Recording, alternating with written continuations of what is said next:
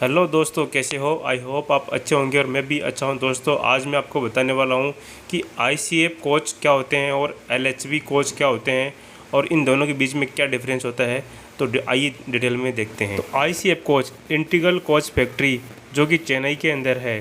तो ICF coach है, ये आईसीएफ जो फैक्ट्री है, वर्कशॉप है, वहाँ पे बनाए जाते हैं चेन्नई के अंदर। और ये जो कोचेज है ये 1955 से बनना स्टार्ट हुआ था चेन्नई के अंदर। और इसके अलावा ये कोचेज है ये स्टेनलेस स्टील के बने हुए होते हैं। ये जो आप ब्लू कलर के अंदर देख रहे हैं ये कोचेज आईसीएफ कोचेज हैं। इन कोचेज की मैक्सिमम स्पीड होती है 100 किलोमीटर प्रति घंटा। इसके अंदर एयर ब्रेक यूज होता है और इसकी वजह से ये लंबी दूरी पर जाके रुकते हैं। आईसीएफ कोचेज के अंदर जो सस्पेंशन होता है वो स्प्रिंग के द्वारा दिया जाता है और उसकी वजह से ये ज़्यादा कंफर्ट नहीं रहते हैं ये कोचेज। और इसके अलावा ये आवाज़ भी ज़्यादा करते हैं और इनकी आवाज़ का जो लेवल है ये 100 डेसिबल तक कई बार पहुंच जाता है। आईसीएफ कोच के अंदर जो ब्रेक है ये व्हील पे लगा रहता है और ऐसे ब्रेक को बोलते हैं शू ब्रेक। बट ये जो ब्रेक है ज़्यादा इफेक्टिव नहीं रहते हैं। एलएचबी कोच की कंपेयर में आईसीएफ कोच के अंदर जो सीटिंग अरेंजमेंट है ये काफ़ी कम रहता है। स्लीपर के अंदर 72 सीट रहती है और थर्ड एसी के अंदर 64 सीट रहती है। इस टाइप के कोचेज़ के अंदर साइड सस्पेंशन का कोई भी अरेंजमेंट नहीं होता और इसी की वजह से जब इन कोचेज़ की स्पीड ज़्यादा हो जाती है तब इन कोचेज़ के अंदर साइड मूवमेंट ज़्यादा होता है। आपने देखा भी होगा कि ज़्यादा स्पीड होने के बाद में ये ज़्यादा हिलती डुलती है। और हाँ, इन कोचेज़ में इलेक्ट्रिसिटी प्रोड्यूस करने के लिए डायनेमो लगा रहता है और डायनेमो है ये व्हील के साथ जुड़ा हुआ रहता है। जब व्हील घूमता है तो डायनेमो घूमता है, तो उसकी वजह से ये जो डायनेमो है ये तो एक कोचेज़ की जो स्पीड है वो कम कर देता है। इस टाइप के कोचेज़ के अंदर साइड में 2 बफर लगे रहते हैं और बीच में स्क्रू कपलर रहता है। तो जब इन टाइप के कोचेज़ के अंदर एक्सीडेंट होता है तो जब एक कोच है दूसरे कोच के ऊपर चढ़ जाता है और इससे काफ़ी ज़्यादा नुकसान होता है। और इसके अलावा आईसीएफ कोचेज़ में मेंटेनेंस का खर्चा वो ज़्यादा रहता है। तो अब बात करते हैं एलएचबी कोचेज़ की।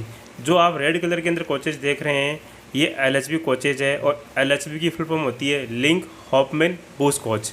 बेसिकली ये जो कोचेज़ है जर्मनी से आए थे और 2001 से इंडिया ने ये जो एलएचबी कोचेज़ है ये बनाना स्टार्ट किया था। और एलएचबी कोच है ये RCF Kapurthala rail coach factory Kapurthala जो कि पंजाब के अंदर है। तो ये एलएचबी कोच है पंजाब के आरसीएफ के अंदर बनाए जाते हैं।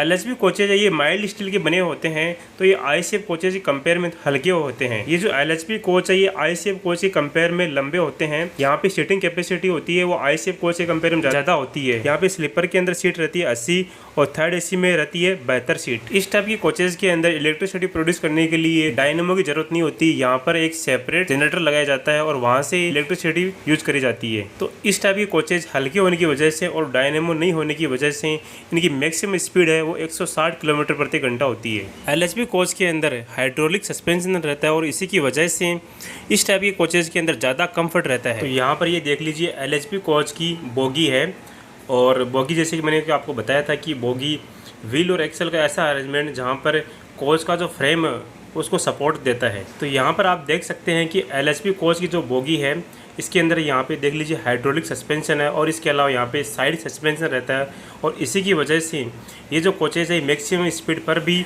इसके अंदर साइड मूवमेंट नहीं होता। जब एलएचबी कोचेज मैक्सिमम स्पीड पे चलते हैं तब इनसे जो मैक्सिमम आवाज़ पैदा होती है वो 60 डेसिबल तक ही पैदा होती है।